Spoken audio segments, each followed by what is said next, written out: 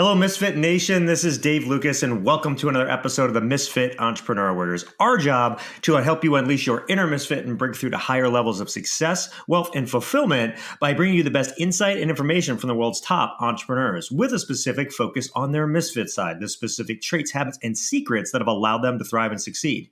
As a reminder, if you're new to this channel, hit the subscribe button below, give this video a like and comment as well. We do our best to respond to all comments as soon as we get them. So do that today. This week's Misfit Entrepreneur is Heidi Schalk.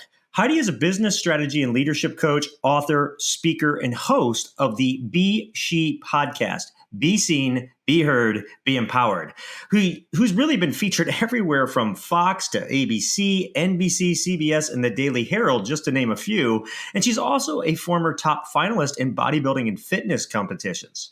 Heidi works with female entrepreneurs, giving them simple tools and strategies to confidently build successful online businesses on their own terms so that they can create their life of their dreams for themselves and their loved ones. One of the things that I find very unique about Heidi is that her process is designed to help her clients reach six figures in 6 months. So I asked her to come on and share her process as well as her wisdom gained from years of experience helping people succeed in business. So Heidi, are you ready to unleash your inner misfit? I am so ready, Dave. I am so excited to be here with you. Well, it's an honor to have you on. And as we always do with each guest, we take the first 5 minutes or so to have you tell your story. And you've got kind of a story with a lot of twists and turns to it to get you to where you're at. So just do that. Tell us, how did you get to where you're at? Absolutely. And thank you so much. So my entrepreneurial journey came out of the blue, really. It was something new to me. So it came from me moving through a divorce about 5 years ago. So I was found myself at the mediation table, moving through a divorce and wondering what I was going to do going forward, because I had been a stay-at-home mom up until that point. And my kids were young. My son was about 4. My daughter was around 6. So this was something that I had to navigate. And I was really used to being home with them. I was heavily involved with their schools. And I didn't want that to change. I wanted to keep as much the same for them as I possibly could. But I was really scared because I didn't know how I was going to bring in the income that I needed to do in order to keep the home and also take care of them and myself. So I found coaching on Facebook, of all places. And I was like, oh, I could do that. That's so easy. And the woman that I have found, she was like, just do what you know. Even if you haven't done anything in a while, do what you know. And I knew personal training. I knew health and wellness because that was the space that I was in before. But over the years, Dave, from when I had left that industry and got married and was home with my kids, a lot had changed. It had really niched down. It wasn't just get an exercise routine, get a nutrition plan, do your 3 to 4 days a week and lose weight. It had changed. Now there was gut health, there was keto, there was plant-based. There were so many different niches in this space. And I wasn't passionate about it anymore. I didn't really want to learn any of those things. And I was like, okay, I found that this wasn't my true passion anymore. So I moved into transformational coaching because that's something that I was transforming my life from one space to another. And I got to get clear on what my vision was, what my why was, what I really wanted for me and my children moving forward. And I started helping women create with their goals and creating their goals and achieving their goals. And as we were moving through that process, over the few years of working with them, they started wanting to move into building a business because they had seen me building mine. So that's how my business evolved. I did not start off as a business strategy coach because I didn't know anything about business, but my business evolved. And that's one thing I share with my clients too, is like, don't stay stuck in where you are right now. Like, just take action and your business will evolve because you're evolving as you're growing. As I hear you talk about, you call it transformation. You talk about, kind of finding your way yourself and then helping others. From all your work with clients, what do you find is the biggest challenge that most have to overcome, and how can they overcome it? I work with women entrepreneurs mainly, and I find that we get in our own way. Because we are in balance. Balance is a big struggle for women in business because we're juggling many hats. Many of us we're in relationships. We have a partner. We have a family. We have kids. We're also, a sister, a daughter. We take on a lot of responsibilities and we try and do it all. And so I find that a lot of women lone wolf it. and they try to be perfect at everything. So mindset is one of the biggest pieces that I work with my clients. I can give them all the tools and the strategies, which I have, but if they don't get clear up here, then they can't get into their heart. And that's where I want them to lead from, is their heart. But we get so stuck in our heads that the fear holds us back, perfectionism holds us back, and not knowing what those next steps are is the biggest challenges that I see them facing. It's not the talent. It's typically our mindset and marketing. So let's unpack that. So you talk about mindset and you talk about the heart versus the head, right? So, I mean, balance is an interesting term. I always go back and forth whether harmony or balance makes more sense, right? As entrepreneurs, because do we truly ever have balance, or do we need to find that harmony, But how does somebody separate the head from the heart, know when to use the head versus the heart? And then to the same, I guess, maybe an offshoot of that is building the right mindset. What should people be doing to do that? Those are both great questions. And I agree with you. I think to your point of harmony, I think that's a great take on that. And I love that you shared that, because I agree with you. I don't know that we truly ever have balance. It's a constant juggling act. But if you can create harmony in your life and knowing where, sometimes you're going to need to focus more on your business. Sometimes you need to come back and spend more time with your family, but really juggling that and finding that fine line for you and it's different for everybody. As far as the getting from your head and when to know when to be in your head and when to be in your heart, when I share with my clients, when you feel stuck, when you don't know what the next thing is, when that fear creeps up and you're scared to take that next step into getting into your next cut, then lead with your heart, lean into serving. How can I help one person today? When we're leaning into helping someone and focused out, that's when we get out of our head. And that's actually where the creativity will start flowing and the clarity of what your next step is. So, because a lot of times we're stuck because we're so focused on where we're at and what's going on with us. But when we can focus out and just reach out and help one person, it opens so many new avenues for us. And as far as the mindset pieces, there's a few things that I've done because mindset was a big piece I got to work through. Luckily, I had done a lot of that work when I was a personal trainer and competing. Mindset was the biggest factor when I was in competitions. So I brought that into my coaching program with my clients. But there's a few things that I do, and one is a practice of gratitude. And it sounds so simple and basic, at least for me. I'll talk for me. It sounds so basic and simple, but it was one of the biggest challenges I had in making it into my routine. And that is I practice daily gratitude in a journal. And I write what I'm currently grateful for, which is my children, my home, my health. And I also, but as I'm writing it, I flow it into future gratitude, but as if it's already happening, as if it's already current. So I start with my current gratitude and then I move into future gratitude, like I said, as if it's already here, as if I already have it, because God, the universe, our brain doesn't know that we don't actually have it now. And when your brain starts believing it, the doors open and people start coming into your life and things start coming into life to help you actually create that. And when I learned how to do that, I was like, this isn't going to work. This is crazy. It was a little woo-woo for me. But once I did it one time, and 4 months later to the day, some of the things that I was grateful for in the future actually came to fruition. And I never thought they were possible. So I promise you, if you do this, it will work for you. That's a big piece that I implemented.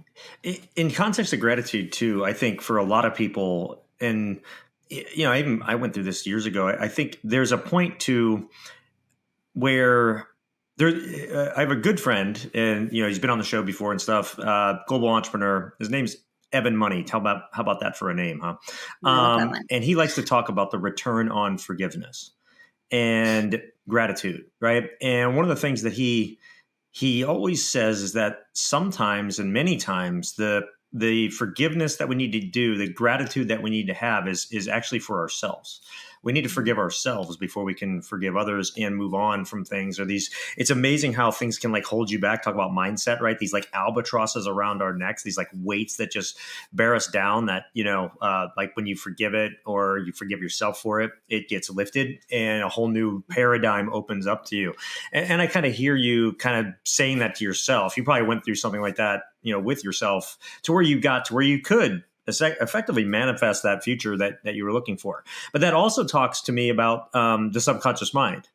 Because the subconscious mind, we have two minds, right? The conscious and the subconscious. And the subconscious is the most powerful part of our brain. It's the part of our brain that runs us without us even knowing it, right? Mm-hmm. And it's amazing how often when you put something in the subconscious, it'll drive you towards it, right? Good and bad, right? And that's kind of the ugly truth of the subconscious, right? And it can really help you. It can really hurt you. And we're a product of a lot of conditioning from the time we're born, right? And that's part of our subconscious. I mean, how many of us actually think to do most of the things that we do through the day, right? We don't really think to brush our teeth or throw a ball, or even in conversation, you just respond. Like, where does that come from? And those are those kind of conditioned responses to all those situations that the subconscious draws on, right?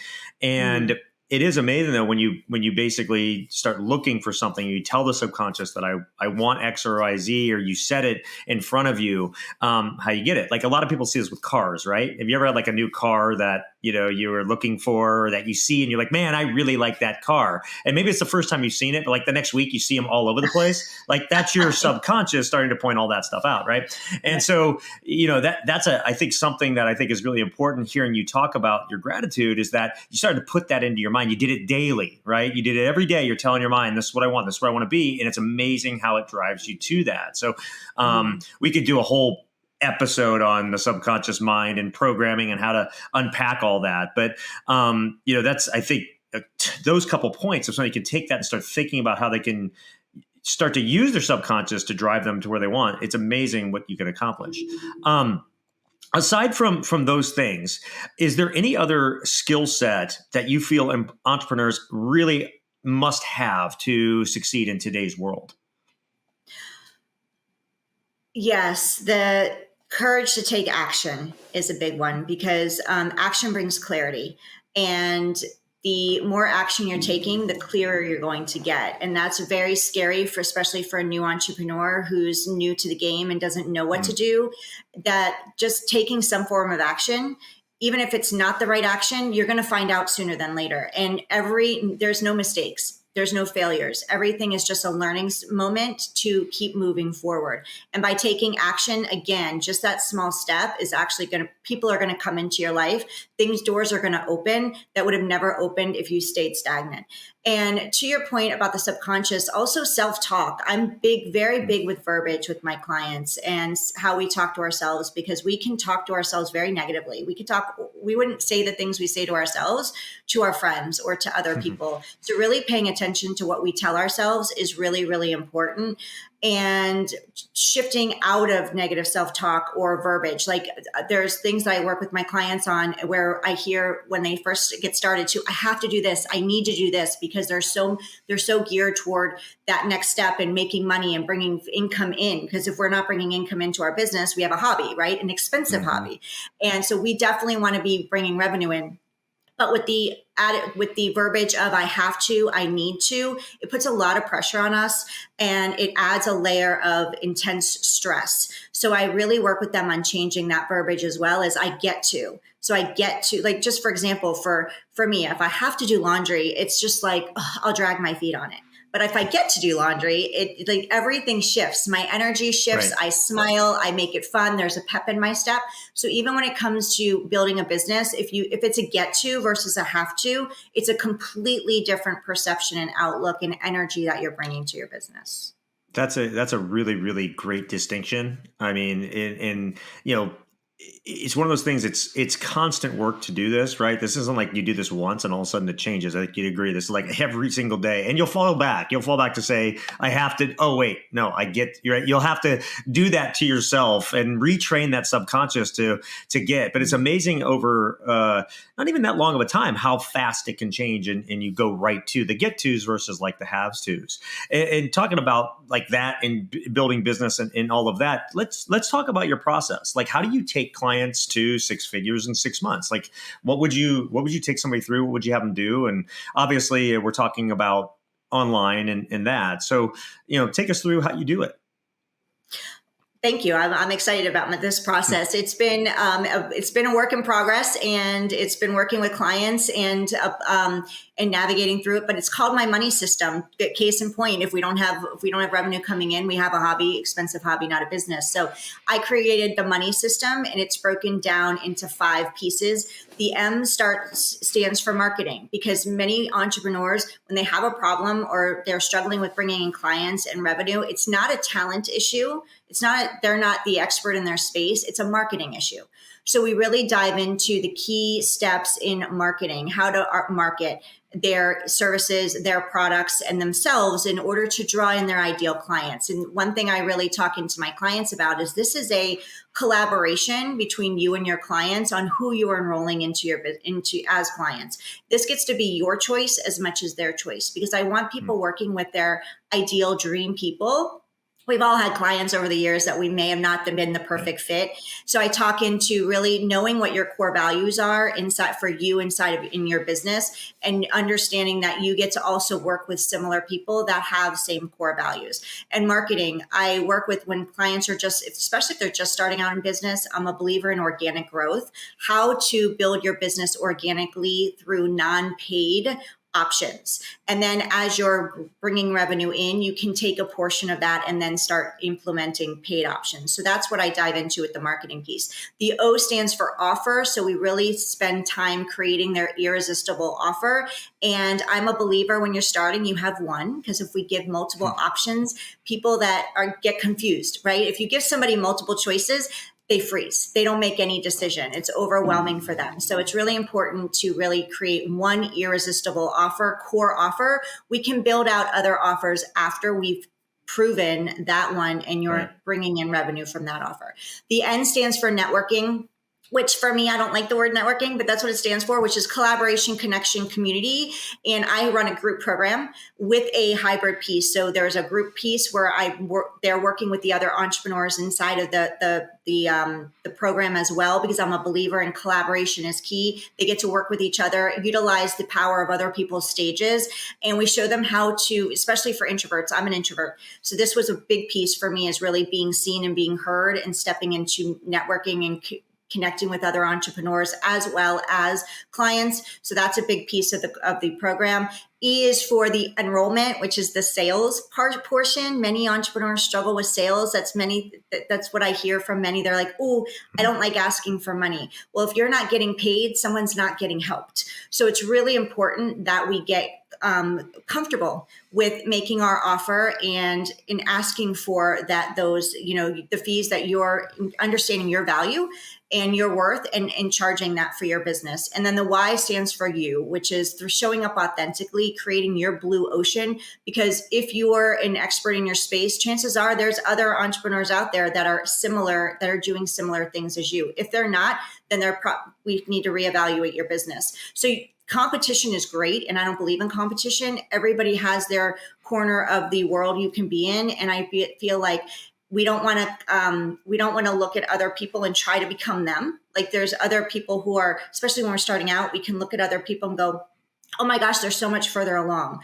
and they'll start emulating what that person is, but it's not authentically them. People see that if you're trying to be someone else. So we really tap into how to show up authentically as you, how to share your story. Everyone has a story, and that's how you're going to bring people in. People are going to resonate with you because of you and because of the story and journey that brought you to where you are today.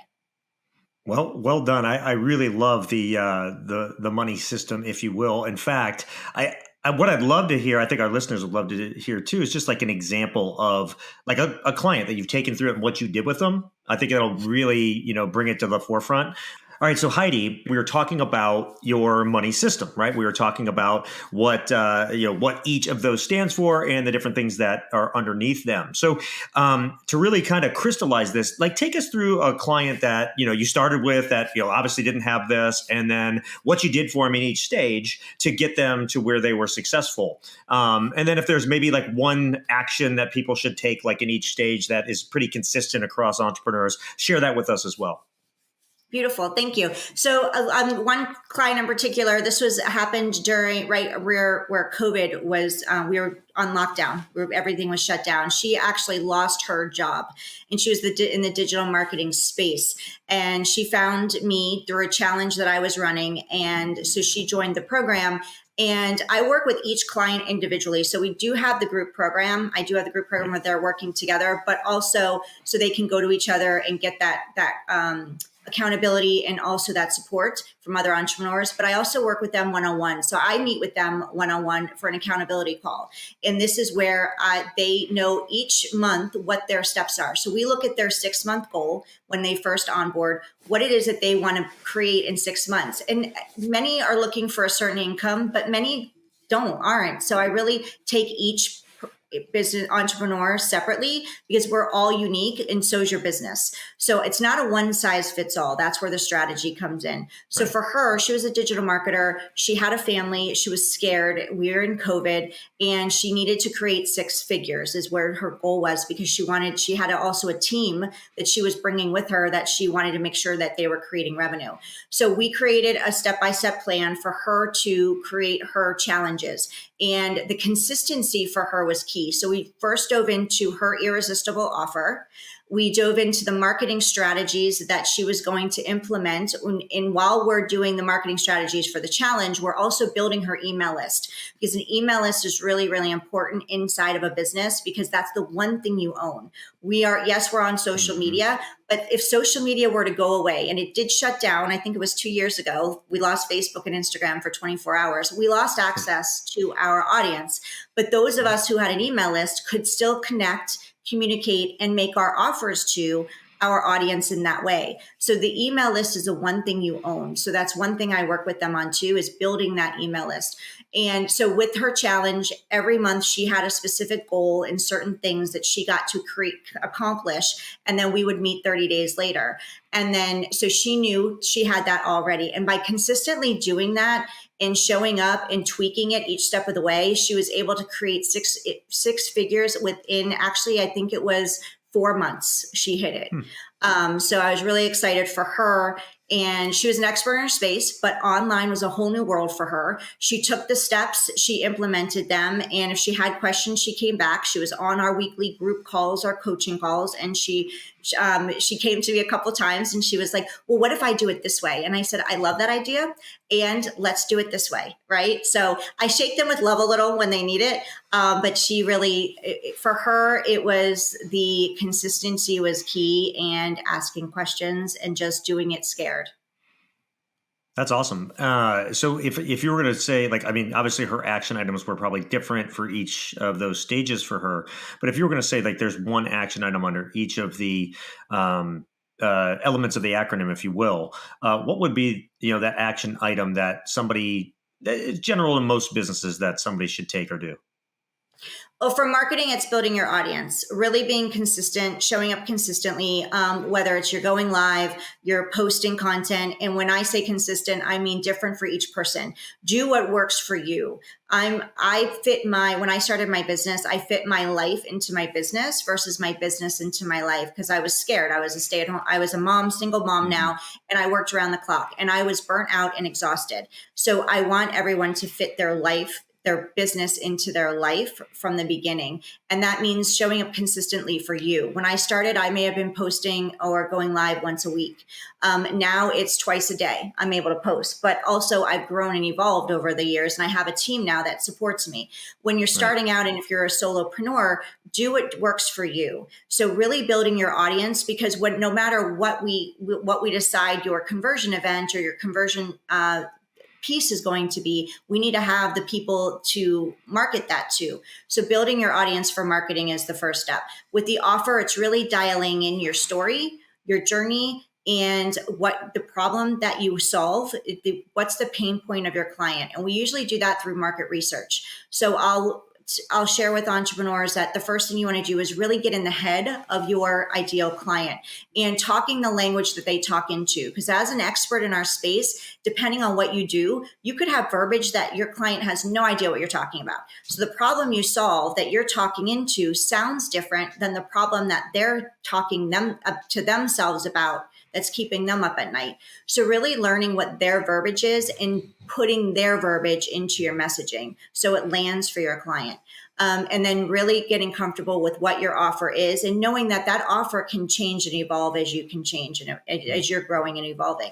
As far as the networking goes and the community is just finding a group of entrepreneurs or people that are where you want to go and people that are moving towards similar goals. Because for me, and for many people that I find, especially entrepreneurs are a little unique. They're very unique, actually. We're misfits, right, Dave? That's right. We think differently. We have different vision, and it's sometimes for our families and our friends, they don't understand it, and that's what happened with me. And some may try to talk you out of it, and that's not because they don't believe in you or it's because they love you and they don't want to see you fail, right? They don't want to see you get hurt. They don't want to see you skin your knee.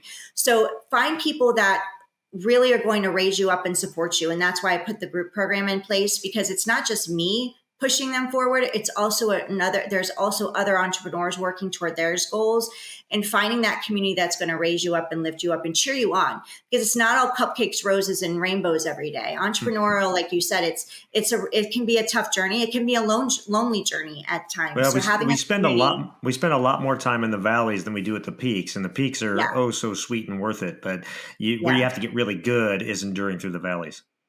Absolutely. And then the enrollment piece is just really, we work with just getting really comfortable with selling. Selling is serving. It's not salesy. It doesn't have to feel slimy. It's serving. And when we can move into the space of really tapping into what our clients' needs are and getting clear on that and knowing that this is definitely 100% what's going to get them the result they need, and knowing that being clear that if it's not a fit for them, you say no. I'm not the right fit for you. My program's not just being authentic. So those are the steps that I take them through, and we go through each piece, and then we also rinse and repeat. So really evaluating the process, and that's what we did with her every month. Okay, great, you did the event. What worked? What didn't work?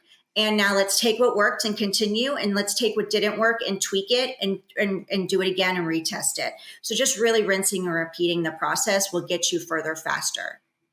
You mentioned several times, and as a big piece to the underpinning of all this is growing that brand and that visibility online.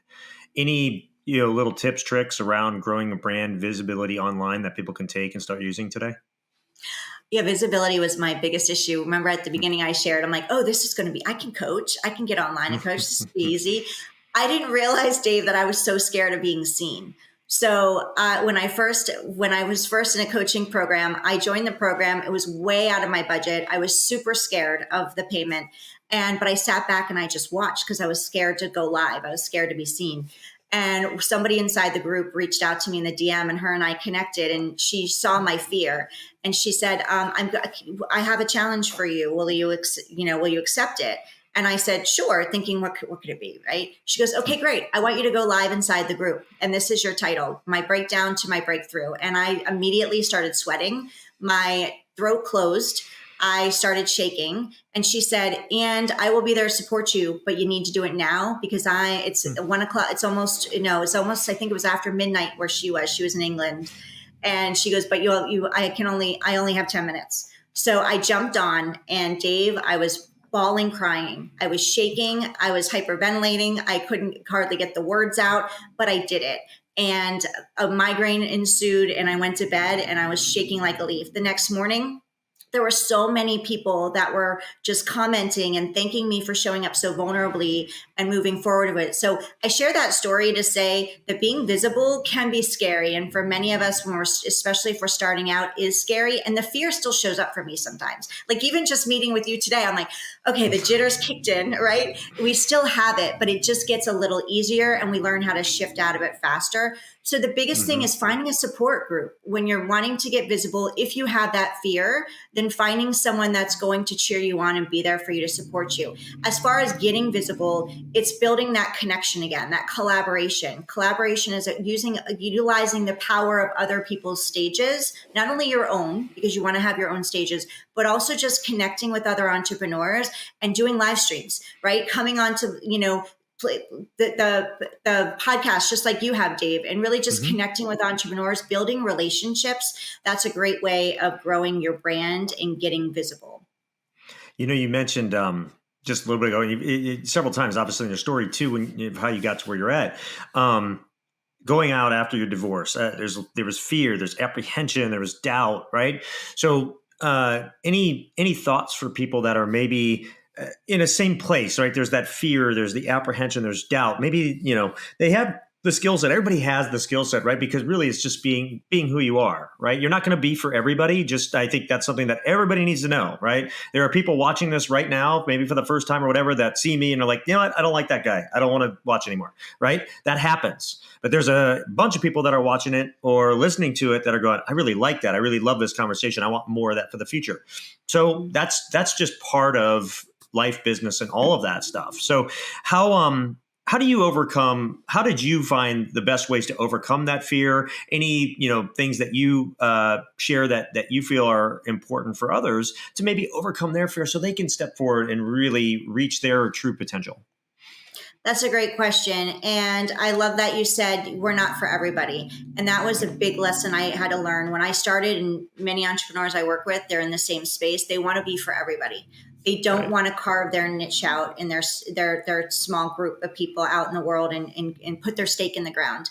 And that's the biggest mistake many of us make. And it kept me stuck for a long time. And I always share. Wasn't it the famous quote from Abraham Lincoln is like, you can't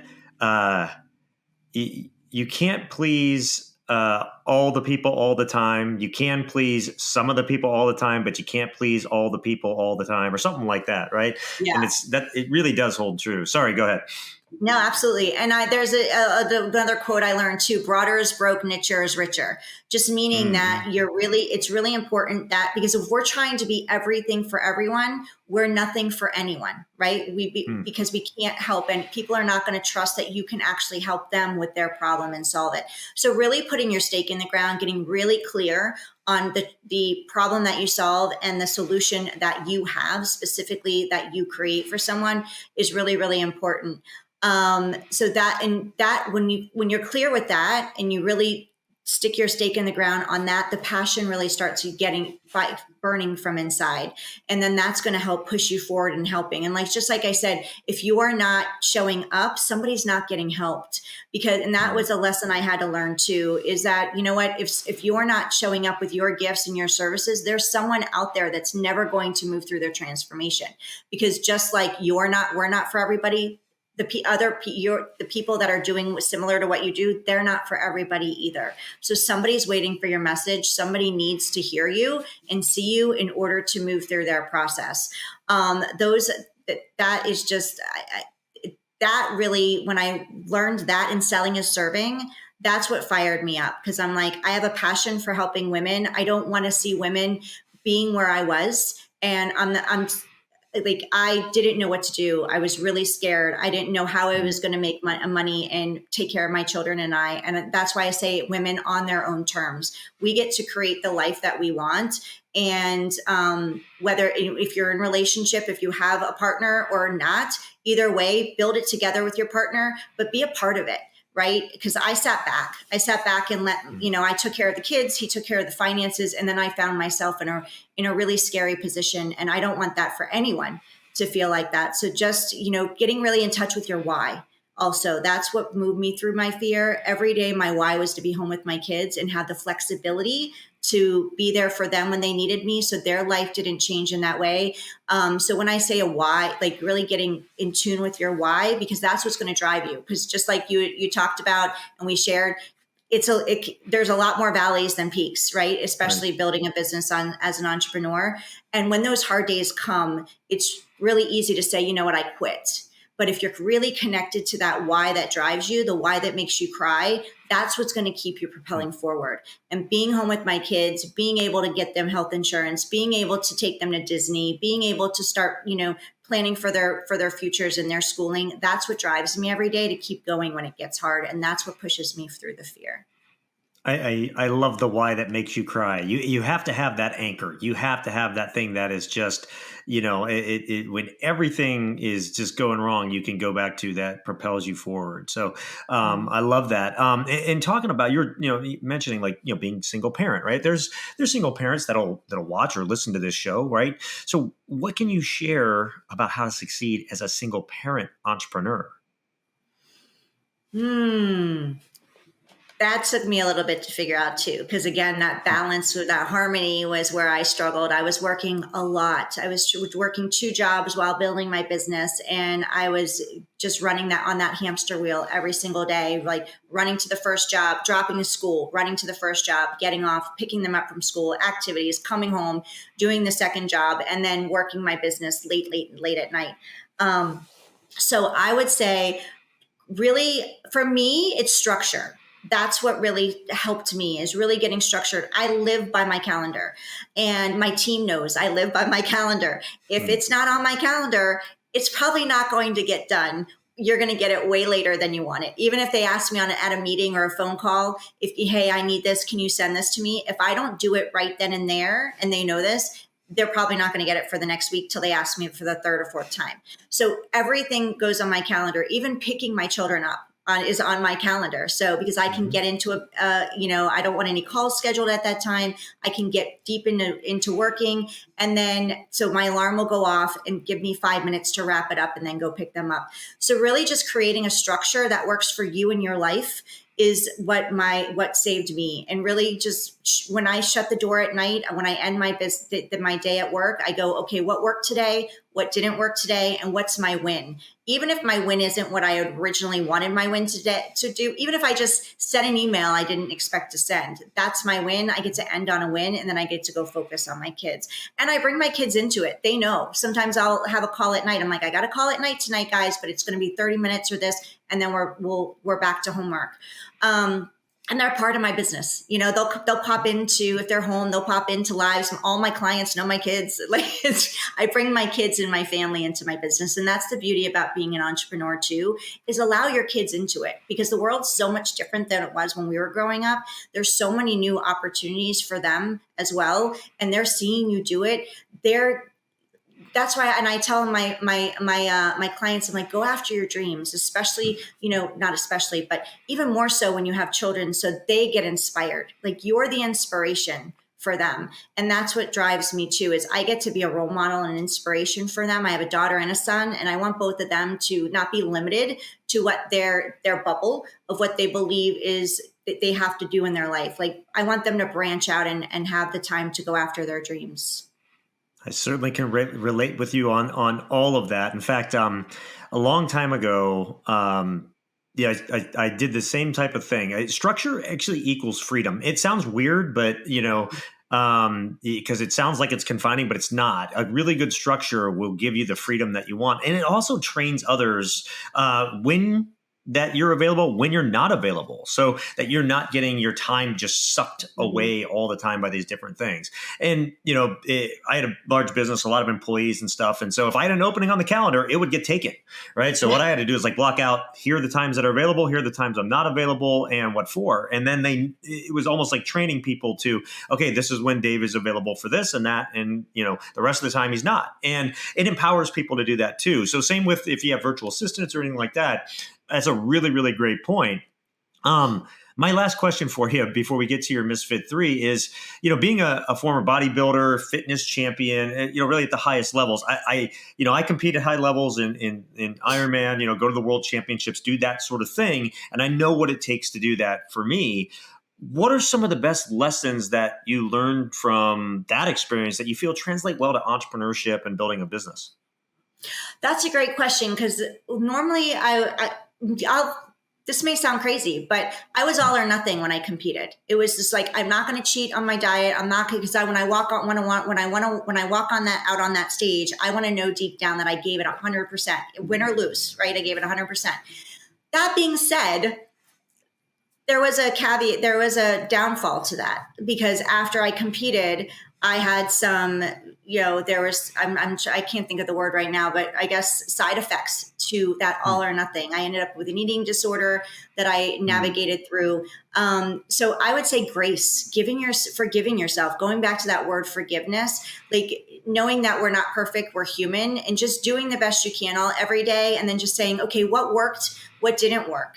And give yourself grace on what worked. It's being an entrepreneur is all about testing. We're constantly testing what's working, what's not working, and really just giving yourself grace and celebrating the wins that we have. Because I know for me, I can create really big goals. Like every year I set up my goals, and I'm so focused on that I never celebrate the small wins along the way that get me to that big goal. So by the time we get to that big goal, we're already moving on to our next goal. We don't even celebrate at that point. So really just celebrating the wins along the way is what a big thing that I learned around competing, and that to give myself forgiveness and grace and know that I'm human. And at the end of the day, I'm doing the best I can.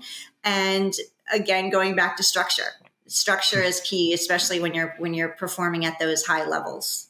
I love grace. I love that word. And I love how you used it in that sense for entrepreneurs as well. Okay, it's time for Heidi's Misfit 3. These are the 3 things that she wants you to take away that you can take, put in your life, your business, make a difference for yourself starting today. And the way that I always frame this to every guest that comes on the show is I say, hey, look, if you were going to leave this earth tomorrow and you could only leave behind your 3 best pieces of wisdom for the generations that come after you to help them live their best life, what would those 3 things be? So Heidi, what are your Misfit 3? I love this question. I think it's amazing. And thank you for asking this, because I'm going to share with you. You've inspired me to write down them and share them with my children. So I'm going to keep writing my lessons down and sharing them. So thank you for this. My Misfit 3, my big 3 would be dream big. And start now. Don't wait. Life is now. And we tend to have regrets on the things. We only regret the things we didn't do. We don't regret the things we did do. So dream big and go for it and do it now. Take action. The second one would be prioritize yourself. We're always looking, willing to help others, and women especially tend to put ourselves last. So really practicing self-care, making yourself a priority, filling your cup up, overflowing it so that you have the energy and the space to take care of the other people that are important to you in your life. And then number 3 would be walk through the fear, right? Do it anyway and dare greatly. On the other side of fear is your greatness, and you are meant for great things. Heidi, I love all 3 of those, and they can be used throughout all areas of life. If people do want to learn more about you, where should they go? They can go to my website is HeidiSchalk.com, my name. Also, I'm on Facebook, on Instagram as Heidi Schalk Coaching. I'm on every platform, so you'll find me there. Perfect. We'll link to that all in the show notes so that people can find it. The best show notes in the business. No offense, Heidi, for reasons I will talk about here in a second. But first, for those of you that are new to Misfit Nation, you're new to this podcast, you're watching us on YouTube, welcome. It's an honor to have you with us. And I hope you become a regular subscriber, listener, and involved with everything we do. And for those of you that are with us week in and week out, I cannot thank you enough for your support of the show. You are what makes this go in over 100 countries every single week. So thank you, thank you, thank you. And make sure and go out and check out the show notes for this episode. They are the best in the business. Why? Because I do them myself. Actually, as part of my personal growth routine and my structure, I go back through these episodes every single week and I take my best pieces of wisdom, tips, tricks, that sort of thing that I'm taking and gleaning from great guests like Heidi, and I share those with you. So check those out, and then go out and give this episode a rating and review, like and comment on it. Help share Heidi's message, because we all know, and I say this in every episode, one great episode can change someone's life. Maybe something that Heidi shared today was that missing link you were looking for to get you your next level. So share this with others. And again, Heidi, thank you so much for coming on, sharing all your wisdom and your insight today.